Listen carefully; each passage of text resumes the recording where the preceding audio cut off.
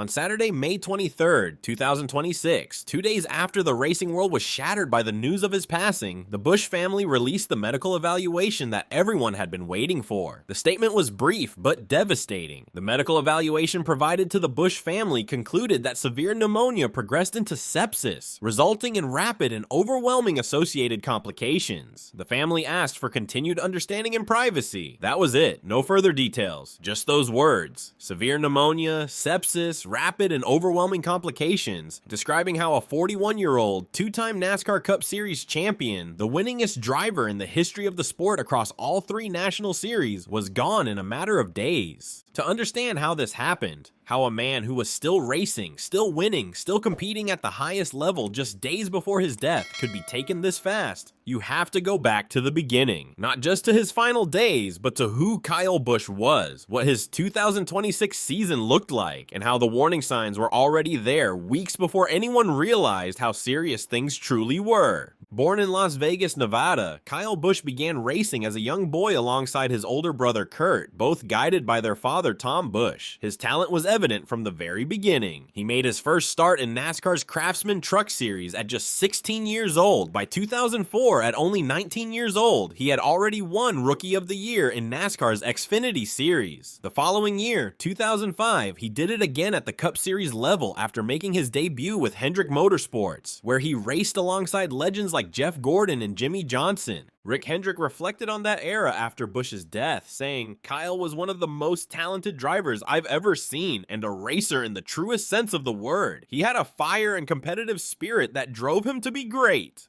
After 3 full seasons at Hendrick, Busch made the move to Joe Gibbs Racing in 2008, and that decision launched the most dominant stretch of his career. Driving the iconic yellow number 18 Toyota, he became a threat at every single track, in every single season, for over a decade. In 2009 alone, he won 9 Cup Series races, claimed the Xfinity Series championship, and won 7 of the 15 Truck Series races he entered. He was not just a Cup driver who occasionally ran other series. He was genuinely elite in all 3 simultaneously, and the numbers proved it. His 2 Cup Series championships came in 2015 and 2019, both with Joe Gibbs Racing. The 2015 title stands as one of the most remarkable achievements in NASCAR history. During the Xfinity Series season-opening race at Daytona, Busch suffered a catastrophic crash that broke both of his legs. He missed the first 11 races of the Cup Series season. When he returned, he won 4 races, qualified for the playoffs through a waiver, and then won the championship finale to claim his first title. It was the kind of story that defines careers. In 2023, after parting ways with Joe Gibbs Racing, he joined Richard Childress Racing, taking over the number 8 Chevrolet. His final Cup Series victory came on June 4th, 2023 at Worldwide Technology Raceway at Gateway. While his Cup Series results became more difficult in the years that followed, he remained consistently dominant in the Truck Series and Xfinity Series, continuing to add to a win total that no other driver in history has matched. By the time of his death, Kyle Busch had won 234 races across NASCAR's top 3 series, 63 in the Cup Series, 102 in the Xfinity Series, and 69 in the Truck Series. Every single one of those numbers is the highest all-time in its respective category. He was, by any statistical measure, the most prolific winner the sport has ever seen. He was also one of the most polarizing figures the sport has ever produced. Given the nicknames Rowdy and Wild Thing, he reveled in being the villain. After race wins, even in front of crowds mixing boos with cheers, he would step out of his car and bow, fully embracing the role. But as those who knew him well understood, there were always 2 sides to Kyle Busch. Kyle Busch's 2026 NASCAR season nearly ended before it ever started, and the cause had nothing to do with racing. The night before the originally scheduled cookout clash at Bowman Gray Stadium, Busch was at his North Carolina home trying to track down a chirping smoke detector. He and his wife Samantha traced it to a unit outside their son Brexton's room. "I get up on the stool, and as I'm reaching up with my second arm, the stool explodes," Busch said on the March 10th episode of his wife's podcast, Certified Oversharer. He landed on his feet, initially thought he was fine, but his son noticed bleeding. They went to the emergency room, where it took 24 stitches to reattach a skin flap on his left leg. Doctors told him he had barely missed the muscle. A winter storm had pushed the race back from February 1st to February 4th, which gave him just enough time to recover and compete. He raced and finished 13th. On February 15th, after 20 previous attempts, Busch finally won the Daytona 500 pole in his 21st and final attempt. He finished 15th in the race itself, which was won by Tyler Reddick. The stretch from Daytona through early May was a grind. There were crew chief changes, a 35th place finish at Kansas City, and very few moments of genuine contention in the Cup Series. He managed 2 top 10 finishes in that period, 10th at Talladega on April 26th and 8th at Watkins Glen on May 10th. But the season was not going the way anyone had hoped in terms of Cup performance. Then came Watkins Glen, and looking back now, it was the moment where the warning signs became impossible to ignore, even if nobody recognized them for what they truly were at the time. During the Cup Series race at Watkins Glen International on May 10th, 2026, Kyle Busch radioed into his crew near the end of the race. He asked for team physician Dr. Bill Heisel to meet him at his bus after the race. He wanted a shot. According to the Fox broadcast, Busch had been struggling with a sinus cold that was being severely aggravated by the intense G-forces and elevation changes at the New York road course throughout the entire race weekend. He still finished the race. He crossed the line in 8th place, one of his best results of the entire 2026 Cup Series season. But when reporters spoke to him the following week at Dover, he was candid about his condition. The cough was pretty substantial last week, he admitted. Then, just 5 days after Watkins Glen, on May 15th, Busch climbed into the number 7 Spire Motorsports Chevrolet for the Truck Series EcoSave 200 at Dover. He dominated from the front, leading 147 of 200 laps, and won his 69th career Truck Series victory. After the race, he addressed the cameras directly about how he was still feeling. "I'm still not great," he said. The cough was pretty substantial last week. He had just won a race while visibly unwell, and yet the sport moved on because that is what NASCAR drivers do. 2 days later, on May 17th, Busch took the start of the NASCAR All-Star race at Dover, finishing 17th after starting 23rd. That race was the last one he ever started. Brad Keselowski, who later acknowledged he knew Busch hadn't been feeling well, explained the mindset that drives every driver in the sport to push through a list. "There's no shortage of drivers that would love to take my seat or anybody else's seat if we weren't feeling well, and I think every driver feels that pressure. All athletes do. It's not unique to NASCAR in that sense. We're all thinking to ourselves, I don't want to be replaced, so you try to power through it the best you can."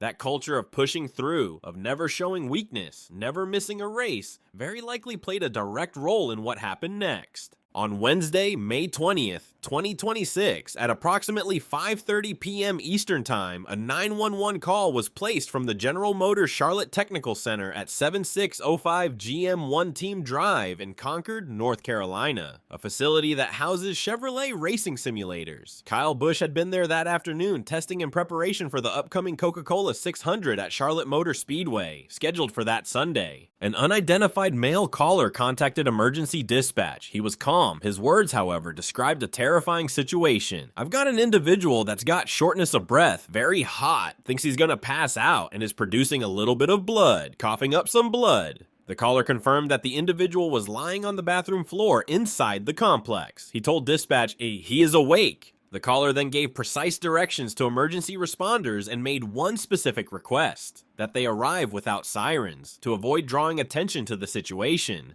According to several people familiar with the situation who spoke to the Associated Press on condition of anonymity, Busch had become unresponsive in the simulator facility. Emergency responders transported him to a hospital in Charlotte, North Carolina. Thursday morning, May 21st, the Busch family released a statement through Kyle's social media accounts. The statement confirmed he had experienced a severe illness resulting in hospitalization and that he would not compete in any of his scheduled activities that weekend at Charlotte Motor Speedway. The family asked for understanding and privacy. Many fans reading those words assumed this was temporary. They expected him to recover. At 5:40 p.m. Eastern Time on Thursday, May 21st, 2026, NASCAR made an official public announcement. Kyle Busch had died. He was 41 years old. On behalf of the Busch family, everyone at Richard Childress Racing, and all of NASCAR, we are devastated to announce the sudden and tragic passing of Kyle Busch. Our entire NASCAR family is heartbroken by the loss of Kyle Busch. A future Hall of Famer, Kyle was a rare talent, one who comes along once in a generation. He was fierce, he was passionate, he was immensely skilled, and he cared deeply about the sport and fans.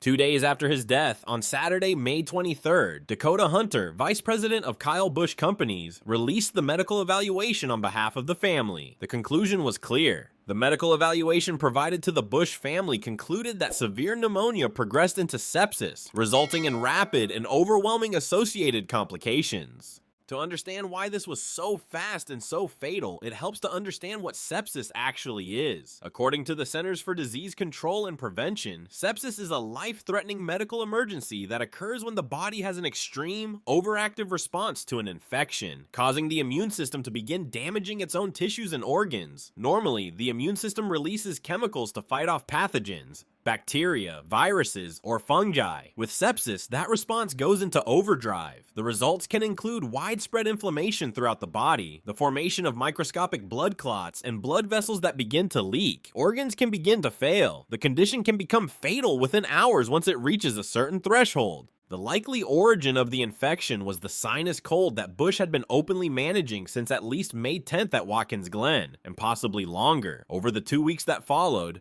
as he continued racing through the Truck Series win at Dover and the All-Star race, that infection was progressing. By the time he was in the GM Charlotte Technical Center simulator on May 20, his body was already in crisis. The shortness of breath, the overheating, the blood, these were not sudden developments. They were the visible surface of something that had been building silently for weeks. Chase Briscoe was direct in his assessment of what this tragedy revealed about the broader culture in professional motorsport. He said Busch's health issues served as a wake-up call for him and other drivers, who often set aside potential health concerns because they are so consumed by the weekly demands of traveling and competing. His message was straightforward: if something feels off, you need to get checked out.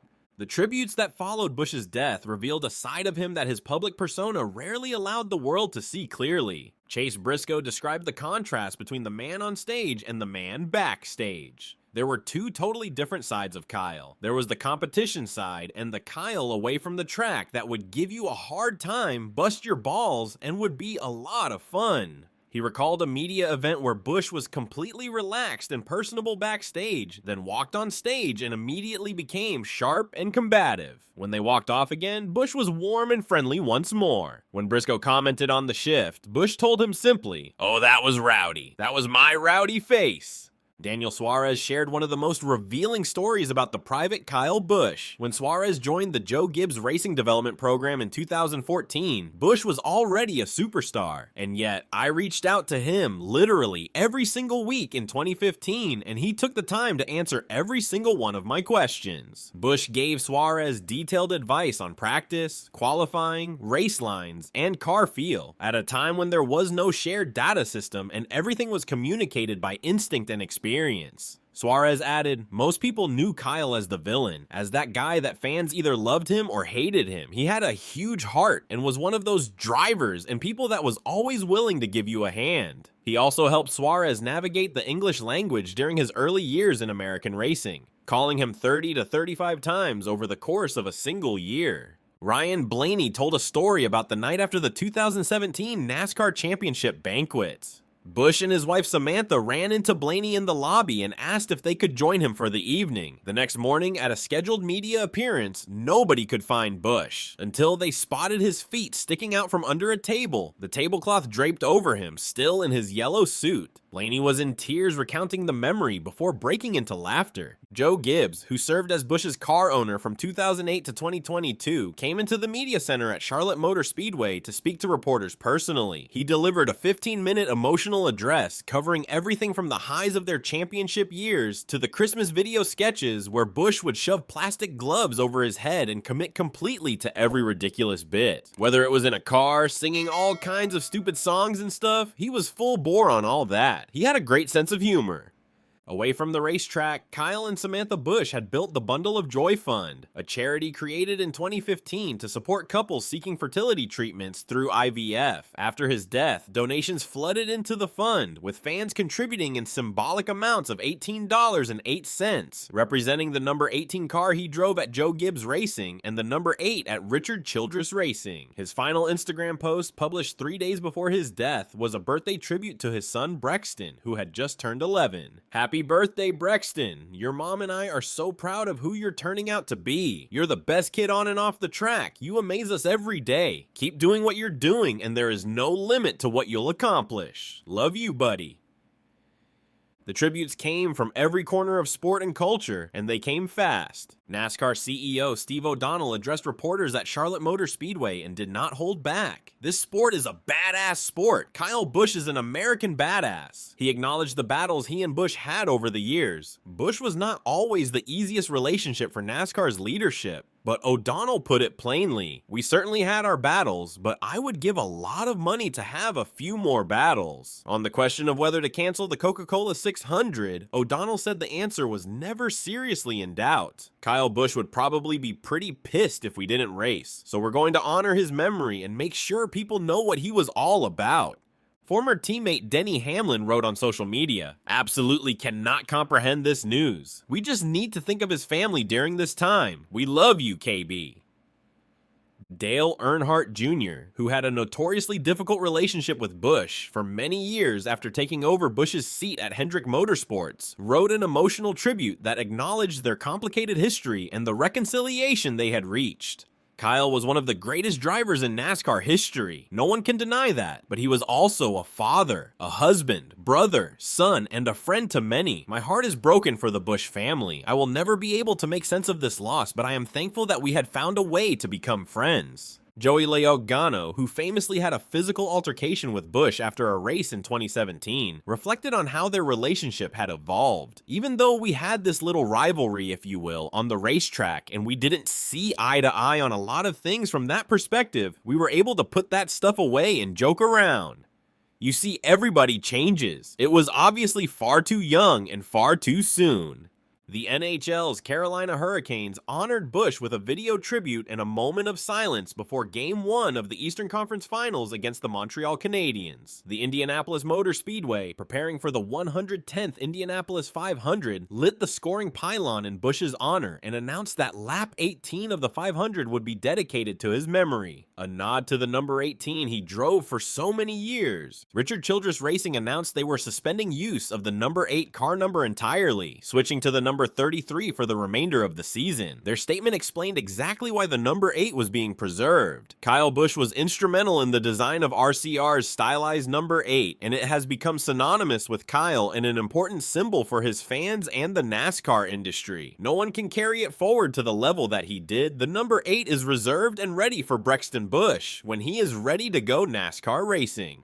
Brexton Busch, 11 years old, is already a decorated young racer. He began his career in 2020 at age 5 in the beginner box stock division at Millbridge Speedway, won his first race within a month, and by 2024 had accumulated 48 victories and 107 top 5 finishes. He won the Tulsa Shootout Junior Sprint Championship last year. The number 8 will wait for him. Kyle Busch won 234 races across NASCAR's 3 national series, more than any driver in the history of the sport. His 63 Cup Series wins rank 9th all time. His 102 Xfinity Series wins and 69 Truck Series wins are both all-time records. He won 2 Cup Series championships and 1 Xfinity Series championship. He competed in 762 Cup Series starts over 22 full-time seasons. His final race win came at Dover on May 15th, 2026, just 6 days before his death, making him the winningest driver in NASCAR history at the moment he passed. He is survived by his wife Samantha, his son Brexton, 11, his daughter Lennox, 4, his brother Kurt, and his parents Tom and Gay Busch. Ryan Blaney perhaps captured it best when he said, "He was a polarizing figure that no matter if you like him or disliked him as a racer, he was always talked about. Just this guy that was always there and won too much, which is why people didn't like him, and he always spoke his mind. I think people came to respect that about him, that he was true to who he was, and that never changed." And in the end, the quote that defined his final chapter was the one he delivered without knowing its weight. Standing in Dover's victory lane on May 15th, holding a trophy surrounded by his team, still coughing, still competing, still Kyle Busch. You never know when the last one is.